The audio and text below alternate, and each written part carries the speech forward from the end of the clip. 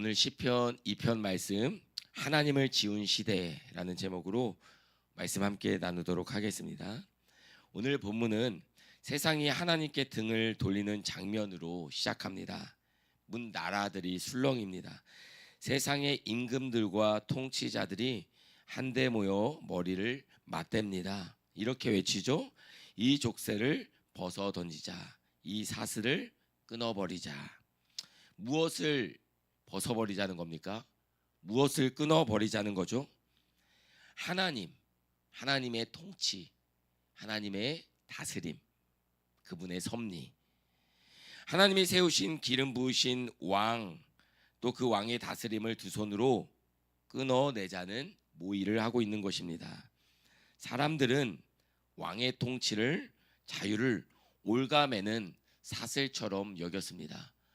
사실 하나님께서 우리에게 주신 자유, 그분이 우리의 창조자 되시니까 그분이 우리에게 주신 자유는 하나님을 향한, 그리고 하나님 안에서 누리는 모든 것을 누리고 모든 것을 만족하는 자유였습니다.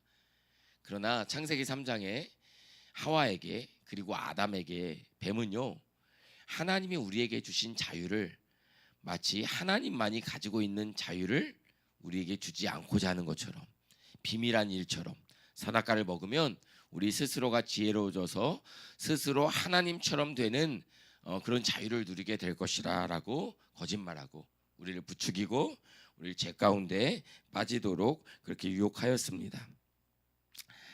우리가 하나님처럼 살아가고 싶다라고 할 때 여러분, 어느 누구도 이렇게 얘기하지 않아요. 나는 하나님처럼 살아가고 싶지 않은데, 나는 그냥 나답게 살고 싶은 건데, 나는 나라와 민족까지는 모르겠고, 나는 하나님처럼 되는 건 관심 없고, 나는 그래도 내 인생의 주인은 내가 되고 싶어. 그렇죠? 우리가 이렇게 생각하지 하나님처럼 되고 싶다라고 생각하는 사람은 없어요. 그래서 하나님처럼 되고자 하는 그런 우리의 욕심이나 그런 타락한 본성을 우리가 따르면 안 됩니다라고 했을 때, 목사님, 저는 하나님처럼 되고 싶지 않은데요, 저는 그냥 내 인생, 저는 다른 사람까지는 관심이 없고 그냥 내 인생의 나다운 삶, 내가 가질 수 있는 자유, 내가 가질 수 있는 복을 누리고 싶은 거예요 라고 얘기할지도 모르겠습니다. 맞아요.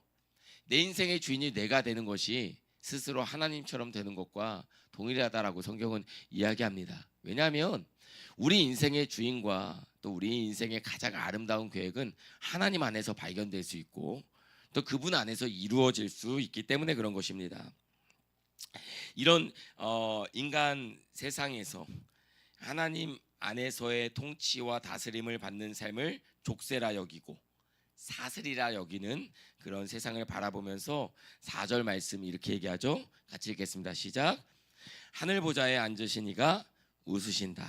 내 주님께서 그들을 비웃으신다. 오해하지는 마십시오. 고통당하고 잘 살아보겠다라는 사람들 향한 비웃음은 아니에요.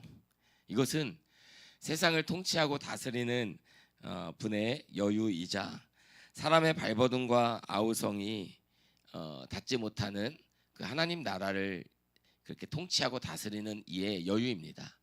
여러분, 우리가 아무리 아이들이 좁은 방 안에서 발버둥 치고 부모의 품을 벗어나려고 해도 부모는 여유 있잖아요.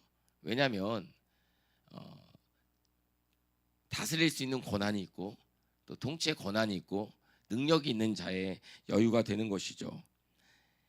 6절에서 하나님께서는 이렇게 말씀에서 6절에서 이렇게 얘기합니다. 내가 나의 거룩한 산 시온산에 나의 왕을 세웠다 하신다. 저마다 이 땅에 여러 열방들이, 왕들이 서로가 왕이 되겠다고, 이 세상의 주인이 되겠다고, 이 세상 온 천지 만물의 권력자가 되겠다고 그렇게 몸부림쳐도 하나님께서는 온 천지 만물을 창조하셨을 뿐만 아니라 그것을 자신의 선한 뜻 가운데 다스리시는 분께는 이 땅의 죄와 어둠을 향한 그분의 사랑과 계획이 있었다는 거예요. 하나님께서는 아무리 타락하고 아무리 절망과 또 아픔과 또 서로 간의 반목과 전쟁과 기근과 다툼이 끊이지 않는 이 세상을 향해서 하나님은 언제나 계획이 있습니다. 하나님의 큰 그림이 있어요. 그 큰 그림은 무엇입니까? 그것은 하나님의 통치와 다스림이 이 땅 가운데 이루어지는 것인데요. 이 통치와 다스림은 어떤 무기와 군사 경제적인 힘으로 되는 것이 아니라 하나님의 사랑과 그 아들 예수 그리스도를 통한 구원의 계획을 통해서 이루어진다라는 것을 우리에게 보여주는 것입니다. 하나님은 언제나 이 땅과 나라를 다스리시길 원하십니다. 내가 나의 거룩한 산 시온에 나의 왕을 세우겠다가 아니라 세웠다입니다. 사람들은 그 왕을 끌어내리려 안간힘을 쓰지만 그 왕은 이미 보좌에 계십니다. 보좌에 앉아 우리를 다스리십니다. 옛적에 사람들이 왕 위에 오를 때 주로 사용하던 표현이 있습니다. 7절 말씀 읽어볼까요? 시작. 나 이제 주님께서 내리신 칙령을 선포한다. 주님께서 나에게 이르시기를 너는 내 아들, 내가 오늘 너를 낳았다. 우리 복음성가 중에 너는 내 아들이라 오늘날 내가 너를 낳았도다. 너는 내 아들이라 너의 사랑하는 내 아들이라. 이런 찬양 있지 않습니까? 하나님이 그 왕을 내 아들이라 칭하십니다. 다윗의 자손이 왕위에 오를 때 선포되던 말이었어요. 그런데 다윗의 후손 그 누구도 이 시편이 묘사하고 있는 그 왕의 위엄과 능력을 그 크기를 감당하지는 못했습니다. 너는 내 아들이라 라고 했을 때 아들은 단지 인간 왕만을 뜻하는 것이 아니라 온 천지 만물을 다스리시고 창조하신 하나님께서 우리의 죄와 사망과 어둠의 문제를 해결하기 위해서 이 땅 가운데 보내신 아들 예수 그리스도를 먼저 우리 가운데 보여주고 있는 것이에요. 한 나라의 임금이 아니라 땅 끝까지 모든 열방과 모든 민족을 다시 하나님께 돌아오게 하는 그런 죄로부터 구원받은 인생, 죄로부터 모든 인생을 구원하는 그런 사명을 받은 이 땅의 통치자 되시고 왕 되신 예수 그리스도를 나타내고 있기 때문에 그렇습니다. 다윗은 하나님과 맺은 언약 안에서 아들이라 불린 입양된 아들이어서요. 다가올 예수 그리스도를 보여주는 그런 그림자와 같은 왕이기도 했어요. 그러나 불완전한 왕이었던 다윗과는 다르게 다윗의 후손으로 오신 예수 그리스도는 본래부터 하나님의 아들이신 독생자였습니다. 너는 내 아들이라는 선언이 예수님께서 세례 받으실 때 다시 한번 이 땅 가운데 선포됩니다. 너는 내 사랑하는 이요 내 기뻐하는 자라 라고 말씀하셨죠.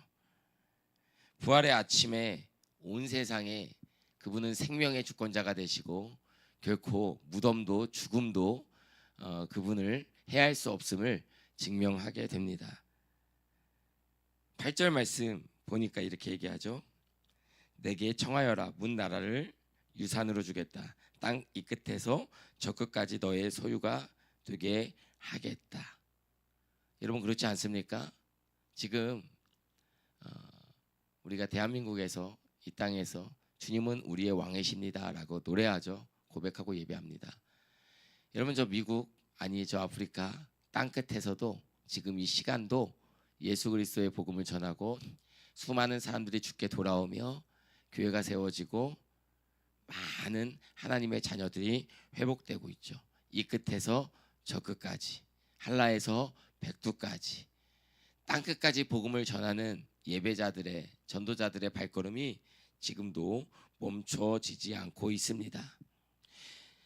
만유의 상속자 되신 예수 그리스도께서 온 우주에 그분의 영원한 통치의 이름이 선포되고 있습니다.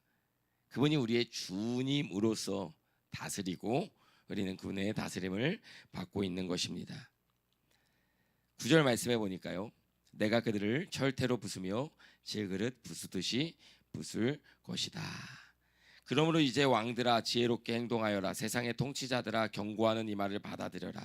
두려운 마음으로 주님을 섬기고 떨리는 마음으로 주님을 찬양하여라. 여러분, 세상의 통치자는 누굽니까?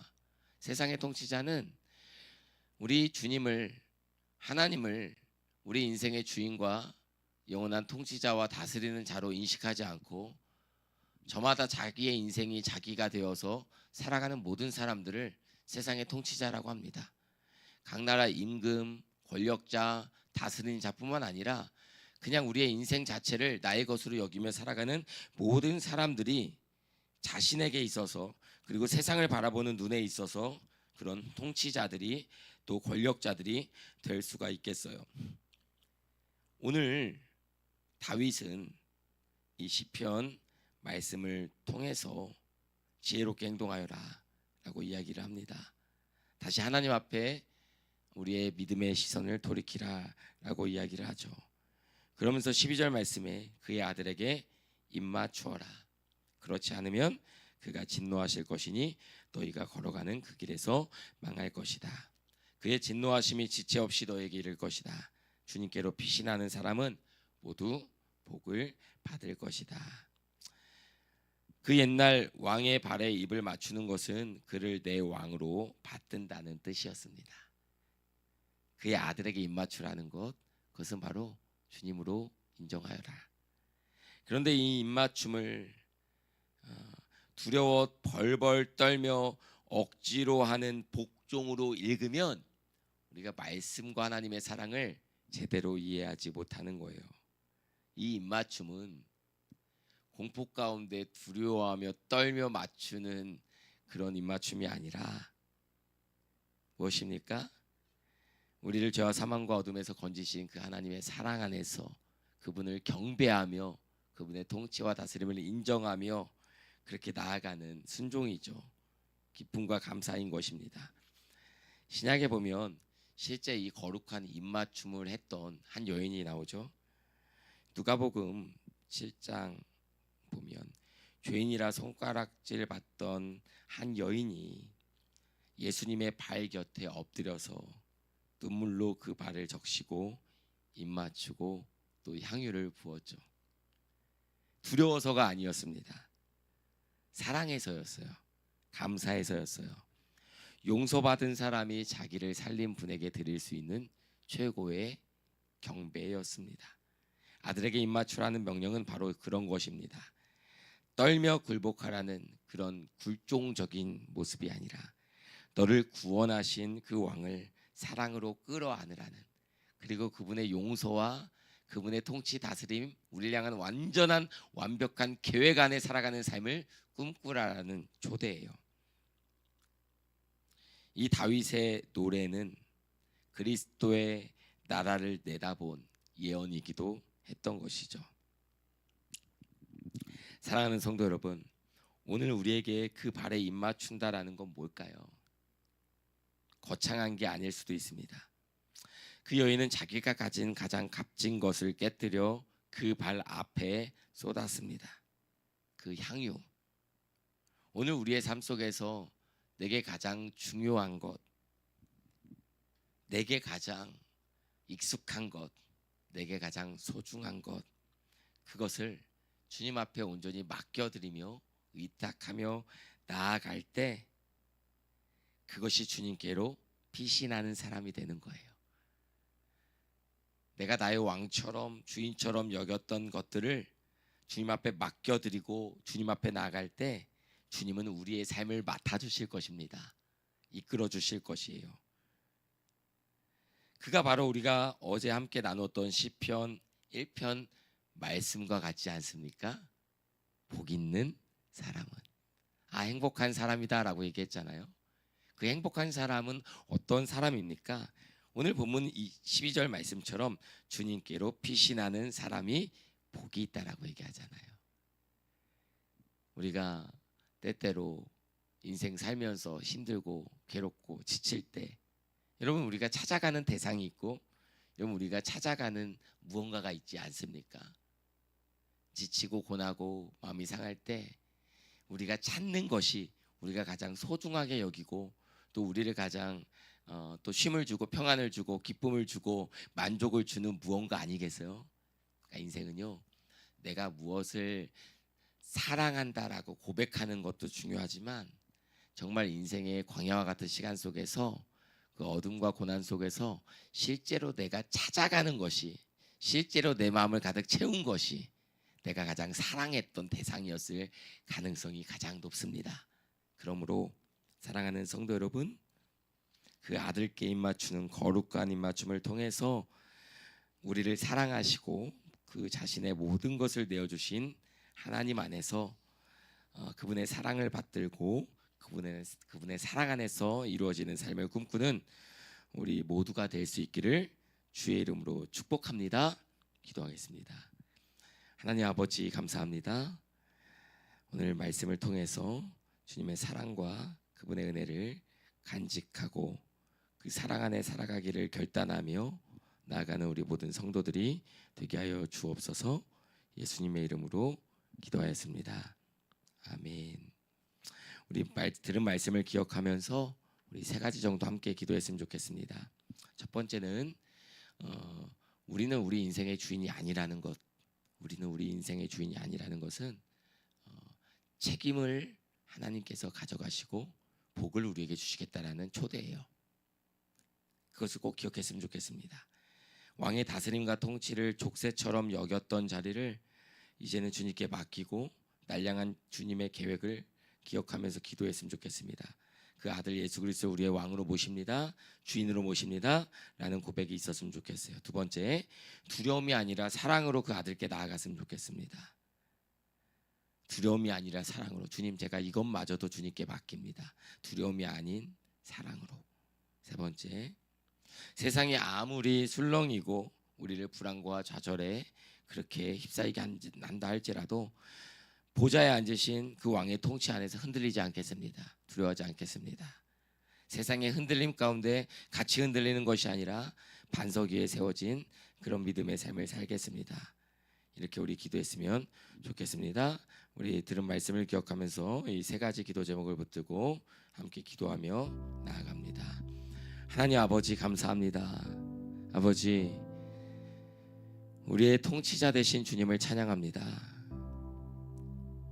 우리를 영원한 하나님의 사랑 가운데 사랑하셔서 우리에게 날마다 매 순간 가장 최고의 삶으로, 아름다운 삶으로 우리를 초대하시고 우리를 이끄시고 인도하시는 주님을 찬양합니다. 아버지, 이 새벽 우리의 두려움과 불안, 우리가 숨이 붙어있고 호흡하며 살아가는 이 땅의 가운데 아버지, 이 땅의 세상의 삶의 생존의 문제로 날마다 불안에 떨고 두려움에 떨어가는 그런 인생이 아니라